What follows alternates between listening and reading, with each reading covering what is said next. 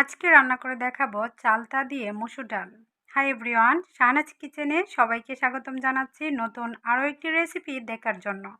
আশা করছি যে যেখান থেকে আমার রেসিপিটা দেখছেন সবাই অনেক ভালো আছেন, সুস্থ আছেন। সহজ রেসিপিতে থাকছে চালতার ডাল রান্না। ডাল কম বেশি সকলে রান্না করতে পারে। আজকে আমি আমার মতো করে রান্না করে দেখাচ্ছি। যদি কারো কাছে ভালো লাগে অবশ্যই আমার রেসিপিটা ফলো করবেন। এখানে মসুর ডাল নিয়েছি 200 গ্রাম, আর একটি চালতা নিয়েছি, তার অর্ধেকটা দিয়ে ডালটা রান্না করব। চালতার ডাল খেতে অনেক মজা সেটাই কিন্তু নয়, চালতার ডাল খেলে আপনার মুখের রুচি বাড়বে এবং মুখের মধ্যে যে কোনো সমস্যা থাকলে সেটাও দূর করে ফেলবে। চালতা মানবদেহের জন্য বিশেষভাবে উপকার করে থাকে। আপনার পেটে যে কোনো সমস্যা দূর করতে চালতা অনেক কার্যকর ভূমিকা রাখে। ডালটাকে আমি কিন্তু অলরেডি বসিয়ে দিয়ে জালও করে নিয়েছি। তো অনেকটাই পানি শুকিয়ে যাওয়ার পর মশলা অ্যাড করে নিচ্ছি। ডালটা অতিরিক্ত পাতলাও হবে না, আবার একবারে ঘনত্ব থাকবে না, মিডিয়াম থাকবে।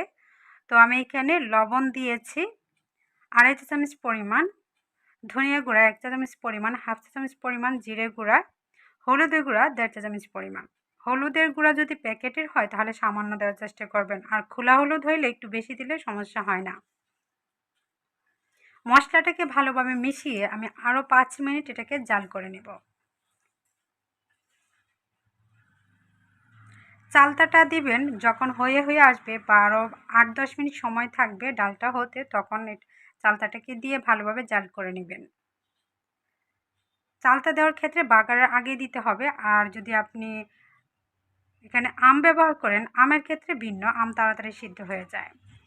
তো যখন ডালটা ভালোভাবে ফুটে গিয়েছে বা অনেকটা হয়ে গেছে, কাঁচামরিচ আমি দিয়ে দিয়েছি। এখন অর্ধেকটা চালতা ছুলিয়ে নিচ্ছি আর ছোট ছোট করে স্লাইস করে কেটে নেব, পাতলা পাতলা করে। অবশ্যই ছুলিয়ে নেবেন, ভিতরে পাতলা অংশটাকেও ফেলে দেওয়ার চেষ্টা করবেন, উপরে পাতলা অংশটাকে ফেলে দেওয়ার চেষ্টা করবেন, তাহলে সিদ্ধ হবে তাড়াতাড়ি, খেতেও ভালো লাগবে। ভালোভাবে ধুয়ে কষটাকে সরিয়ে নেওয়ার পর ডালের মধ্যে দিয়ে দিয়েছি। তো ডালটা আরও 5 মিনিট আমি জাল করে নিয়েছি। এখন হচ্ছে ডালে বাগার দিব। তো শুকনো মরিচ দিয়ে আর হচ্ছে পেঁয়াজ রসুন দিয়ে আমি তেলে ভেজে নিচ্ছি। ব্রাউন কালার হয়ে গেলে আমি ডালটা এখানে ঢেলে দেব।